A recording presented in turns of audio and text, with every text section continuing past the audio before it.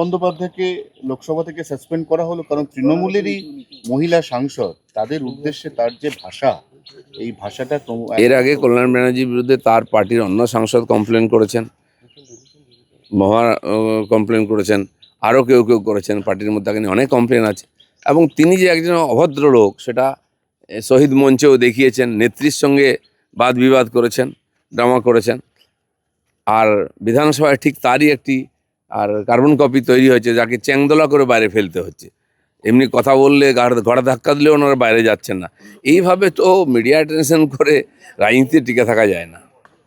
আন্দোলনের নামে একটা দেশকে ভাগ করার যে চেষ্টা গত 3 দিন ধরে দিল্লিতে চলছে, এখনো পর্যন্ত প্রধানমন্ত্রী যথেষ্ট সংযমের পরিচয় দিয়েছেন। আমরা প্রত্যেকে দেখেছি পাকিস্তান বা ইন্দোনেশিয়াতে কিভাবে ছাত্র আন্দোলন দমন করা হয়েছে, রাস্তায় লাশ বিছানো ছিল 100-150। সেখানে এখনো পর্যন্ত কোনো রকম কোনো কড়া পদক্ষেপ না নেওয়ায় ক্রমশ কিন্তু পেয়ে বসছে সবাই। দেখুন, এই যে ক্যারেক্টারগুলো প্রমিনেন্ট হচ্ছে, এরা গত কয়েক বছর ধরে সেম টাইপেরই এই ধরনের বিধ্বংসী বিচ্ছিন্নতাবাদী আন্দোলনে নেতৃত্ব দিয়ে আসছে। কিছু লোক একটু চুপ হয়েছে, তারাও আসবে আস্তে আস্তে। আন্দোলনজীবী নাম দেওয়া হয়েছিল যাদের, সেই লোকগুলো কিছু না কিছু ইস্যু নিয়ে এসে কিছু ইনোসেন্ট লোককে সামনে করে বারবার দেশে একটা উৎপাত তৈরি করে সরকারকে বিব্রত করার চেষ্টা করে। আর সহজ টার্গেট হচ্ছে পার্লামেন্টে যখন সেশন চলে, সবার নজর থাকে, প্রেস থাকে, সেই জন্য সুযোগটাকে বেছে নেওয়া হয়। তো এরা অনেক চেষ্টা করেছে পাকিস্তান বানাবার, বাংলাদেশ বানাবার, নেপাল বানাবার, শ্রীলঙ্কা বানাবার, কিন্তু সফল হয়নি, এবারেও হবে না।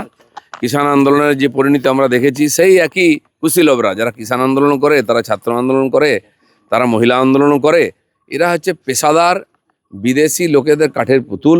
সেই জন্য এরা কিছুদিন উৎপাত করবে, কিন্তু ভুলে যাবে না যেন সরকারটা, নরেন্দ্র মোদী, অমিত শাহ, তারা যথাসময়ে ডিসিশান নেবেন।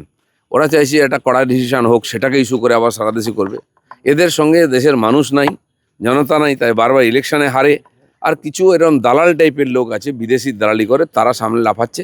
সাধারণ মানুষও চেনে, আর যারা ওর মধ্যে এসেছিল প্রথমে আন্দোলনকারী, তারাও বুঝতে পেরেছে তাদেরকে এই যে যুদ্ধের বোড়ে তৈরি করা হচ্ছে।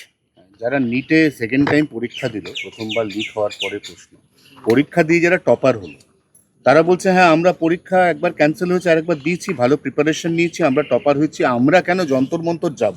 তাহলে যন্তর মন্তরে যারা এখন হাঙ্গামা পাকাচ্ছে তারা আসলে কারা? তারা তো নিট স্টুডেন্ট নয়। নাই, ওরাই ওই আন্দোলনজীবী যারা বিদেশির পয়সায় লাফালাফি করে দেশে উৎপাত তৈরি করে। প্রায় শেষের দিকে চলে এসছে এরা, কিন্তু ছাত্রদের আবেগকে কাজে লাগিয়ে বারে বারে এরা এই ধরনের ধান্দাবাজি করে। পাস করেছে ছাত্ররা, তাদেরকেও আসতে হবে।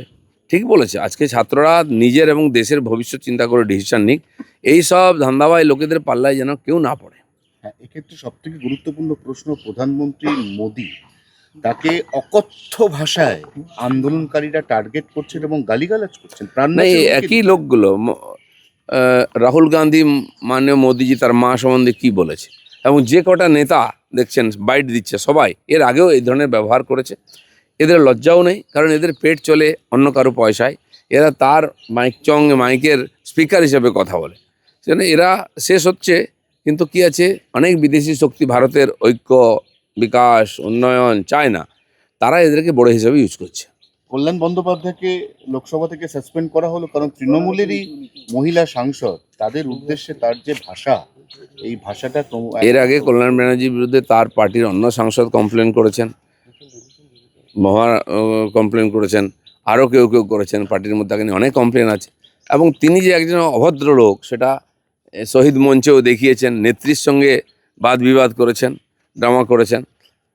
আর বিধানসভায় ঠিক তারই একটি কার্বন কপি তৈরি হয়েছে, যাকে চ্যাংদোলা করে বাইরে ফেলতে হচ্ছে। এমনি কথা বললে ঘোড়া ধাক্কা দিলেও ওনারা বাইরে যাচ্ছেন না। এইভাবে তো মিডিয়া অ্যাটেনশন করে রাজনীতিতে টিকে থাকা যায় না। চ্যাংদোলাটা কালকে দেখলেন তো, কেমন লাগলো? তারপরে বাঁচার চেষ্টা করছেন উনি। আপনি ভাবুন, একজন ভাষণ দিচ্ছে, কেন তার নাম বলেন, তাকে ডিস্টার্ব করছে। সেটা ঝগড়াটা বাইরে মিটিয়ে নেওয়া উচিত পার্টির মধ্যে। স্পিকার কেন এটা সহ্য করবেন? চ্যাংদোলার সময় দেখা যাচ্ছে আপনি একটু ওপরের পোডিয়াম থেকে মন দিয়ে দেখছেন, কি দেখলেন? অত মন দিয়ে কি দেখলেন? না না, আমি ছিলাম না সেই সময়, আমি আমার কেবিনে ছিলাম। অনেক লোক দেখা করতে এসেছিলেন, দার্জিলিংয়ের টিম এসেছিলো, তাদের সঙ্গে কথা বলছিলাম। হয়ে লড়েছিলাম, বুঝতে পারিনি, পরে ভিডিও দেখেছি, দেখিনি। অভিষেক বন্দ্যোপাধ্যায়ের সঙ্গে মদন মিত্রের তো নারদ নারদ চলছেই, তার মধ্যে নতুন করে যেটা অ্যাড হলো, মদন মিত্র কালকে বললেন যে অভিষেক বন্দ্যোপাধ্যায়ের মতো ওরকম অ্যাডামেন্ট নেতা, তিনি কথায় কথায় চ্যালেঞ্জের ভঙ্গিতে কথা বলেন, তার মধ্যে মার্ডারার কিলার মেটেরিয়াল আছে। দেখুন এইসব উনিও কিভাবে বলছেন এটা ওনার ব্যাপার। এইসব পুরনো ব্যাপার, এত 15 বছর দাসত্ব করেছেন কেন বলেননি? আপনাকে তো তাড়িয়েও দিয়েছিল, তখনও তো বলেননি। টিকে থাকার জন্য, পেটের জন্য ওখানে বসে আছেন। সেটা আজকে বিপ্লবী হয়ে কোনো লাভ নেই। আর এসব ড্রামা চলছে 6 মাস 1 বছর, দেখুন কি হয়, তারপরে রেজাল্ট পাবেন। মদন বন্দ্যোপাধ্যায়কে লোকসভা থেকে সাসপেন্ড করা হলো কারণ তৃণমূলেরই মহিলা সাংসদ, তাদের উদ্দেশ্যে তার যে ভাষা, এই ভাষাটা এর আগে কল্যাণ ব্যানার্জির বিরুদ্ধে তার পার্টির অন্য সাংসদ কমপ্লেন করেছেন, মহা কমপ্লেন করেছেন, আরও কেউ কেউ করেছেন, পার্টির মধ্যে তাকে নিয়ে অনেক কমপ্লেন আছে। এবং তিনি যে একজন অভদ্র লোক সেটা শহীদ মঞ্চেও দেখিয়েছেন, নেত্রীর সঙ্গে বাদ বিবাদ করেছেন, ড্রামা করেছেন। আর বিধানসভায় ঠিক তারই একটি আর কার্বন কপি তৈরি হয়েছে, যাকে চ্যাংদোলা করে বাইরে ফেলতে হচ্ছে। এমনি কথা বললে ঘাড়ে ধাক্কা দিলেও ওনারা বাইরে যাচ্ছেন না। এইভাবে তো মিডিয়া অ্যাটেনশন করে রাজনীতিতে টিকে থাকা যায় না। আন্দোলনের নামে একটা দেশকে ভাগ করার যে চেষ্টা গত 3 দিন ধরে দিল্লিতে চলছে, এখনো পর্যন্ত প্রধানমন্ত্রী যথেষ্ট সংযমের পরিচয় দিয়েছেন।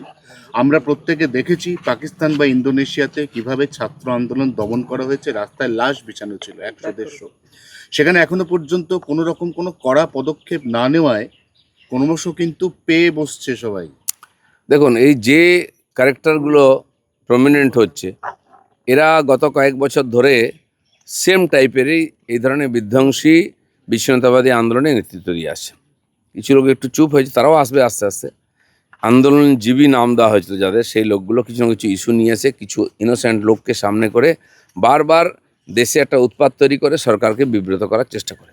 আর সহজ টার্গেট হচ্ছে পার্লামেন্টে যখন সেশন চলে, সবার নজর থাকে, প্রেস থাকে, সেই জন্য সুযোগটাকে বেছে নেওয়া হয়।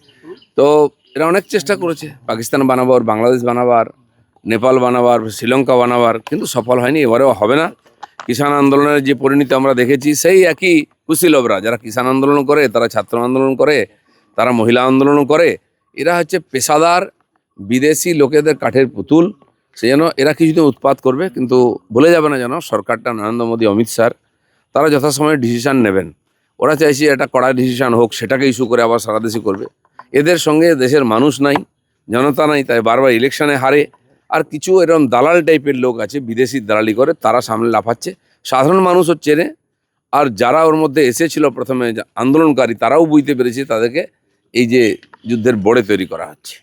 যারা নিটে সেকেন্ড টাইম পরীক্ষা দিল, প্রথমবার লিক হওয়ার পরে প্রশ্ন পরীক্ষা দিয়ে যারা টপার হলো, তারা বলছে হ্যাঁ আমরা পরীক্ষা একবার ক্যান্সেল হয়েছে, আরেকবার দিয়েছি, ভালো প্রিপারেশন নিয়েছি, আমরা টপার হয়েছি, আমরা কেন যন্তর মন্তর যাব? তাহলে যন্তর মন্তরে যারা এখন হাঙ্গামা পাকাচ্ছে তারা আসলে কারা? তারা তো নিট স্টুডেন্ট নয়। না,